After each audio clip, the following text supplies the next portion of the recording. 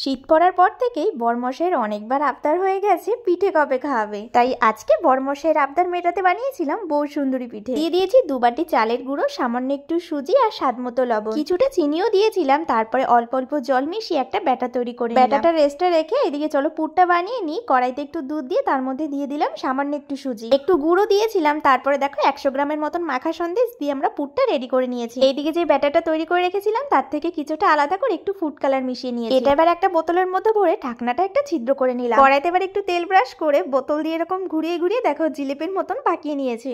ওটা একটু শুকিয়ে আসলে যেই সাদা ব্যাটারটা আছে সেটা মাঝখানে দিয়ে এরকম ঘুরিয়ে গোল পাকিয়ে নিলাম। কিছুক্ষণ ঢাকা দিয়ে রেখেছিলাম, ঢাকনাটা সরিয়ে মাঝখানে পুরটা দিয়ে দেখো এরকম সুন্দরভাবে রাউন্ড করে নিচ্ছি। দেখতে কি দারুণ হয়েছে না? যে কাউকে দিলেই কিন্তু অবাক হয়ে যাবে।